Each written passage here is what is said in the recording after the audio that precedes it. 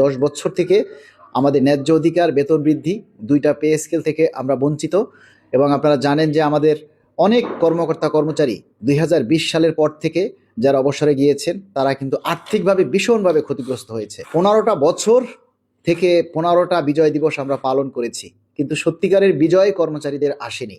আমরা মাননীয় প্রধান উপদেষ্টার কাছে এই প্রার্থনাটাই করি, 22 লক্ষ কর্মচারী এবং তাদের পরিবার সহ প্রায় 1 কোটি সদস্য সবাই তাকিয়ে আছে মাননীয় প্রধান উপদেষ্টার দিকে। তারা সবাই চায় আগামী 16ই ডিসেম্বর যে বিজয় দিবস, আমরা সেই মহান বিজয় দিবসের মধ্যেই যেন আমাদের এই কর্মচারীদের যে বিজয় সেটা যেন আমরা পাই। আপনারা জানেন যে গত 5ই ডিসেম্বর আমরা কেন্দ্রীয় শহীদ মিনারে একটি মহাসমাবেশ আমরা আয়োজিত করেছিলাম, মহাসমাবেশ পালন করেছি।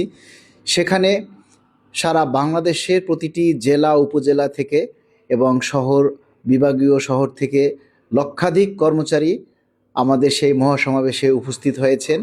এবং সেখানে আমাদের যে মহাসমাবেশের যে উদ্দেশ্য সেটা হচ্ছে সরকারি কর্মচারীরা আজকে যে মানবেতর জীবনযাপন করছে, সরকারি কর্মচারীরা যে কষ্টে আছে, সেই কষ্টের কথাগুলি লাখো কণ্ঠে আওয়াজ তুলে সরকারের নজরে আনার জন্যেই আসলে সেই মহাসমাবেশ। এবং সেই মহাসমাবেশ আমরা মনে করি আমাদের মহাসমাবেশ সফল হয়েছে। এবং সেখান থেকে আমাদের যে দাবি দেওয়ার কথাগুলি, আপনারা জানেন যে বাংলাদেশের যত জাতীয় গণমাধ্যম রয়েছেন, টিভি, পত্রিকা, সবগুলো চ্যানেলেই আমাদের সেই দাবির কথাগুলি উঠে এসেছে। এজন্য গণমাধ্যম যারা মিডিয়া কর্মী আছেন তাদেরকে আমরা আন্তরিক ধন্যবাদ জানাই।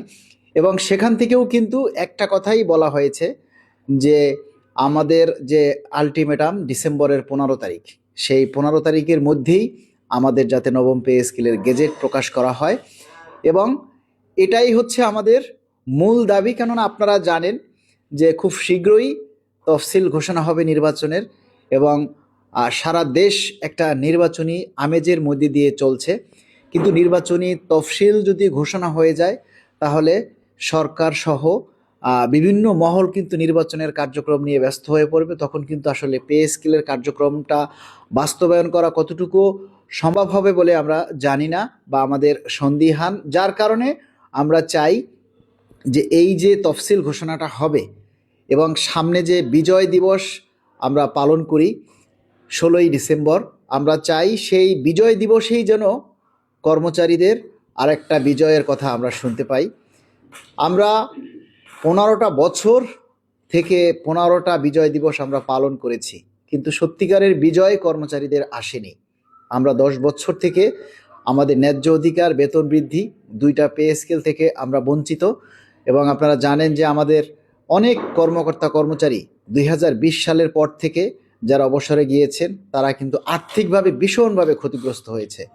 এবং এই 2025 সালেও যারা অবসরে গিয়েছেন তারাও কিন্তু মারাত্মকভাবে আর্থিক ক্ষতিগ্রস্ত হবে যদি ডিসেম্বরের মধ্যে গেজেট প্রকাশ না হয়। তাই আমরা চাই না আর কোনো কর্মচারী এবং কর্মকর্তা তাদের এই ন্যায্য অধিকার থেকে বঞ্চিত হোক।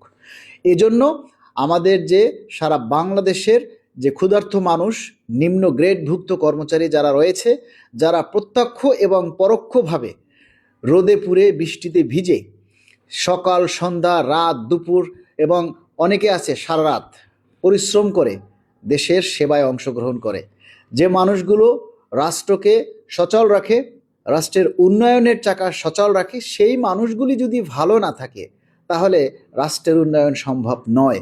এবং আমরা জানি যে আমরা নোবেল বিজয়ীর বাংলাদেশে বসবাস করি। সেই নোবেল বিজয়ীর বাংলাদেশের কর্মচারীরা তাদের বেতন বৃদ্ধির জন্য রাজপথে আন্দোলন করবে, এটা আসলে সমীচীন নয়। তাই আমরা চাই না আর রাজপথে নামতে। আমরা মাননীয় প্রধান উপদেষ্টার কাছে এই প্রার্থনাটাই করি, 22 লক্ষ কর্মচারী এবং তাদের পরিবার সহ প্রায় 1 কোটি সদস্য সবাই তাকিয়ে আছে মাননীয় প্রধান উপদেষ্টার দিকে।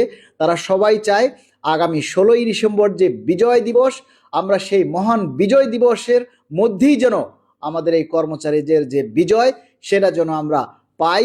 এবং এই নবম পে স্কেলের যে গেজেট সেটা ঘোষণার মধ্যে দিয়েই যেন আমাদের সেই বিজয় কর্মচারীদের মধ্যে আসে, এটাই আমরা প্রত্যাশা করি। ধন্যবাদ সবাইকে। ধন্যবাদ।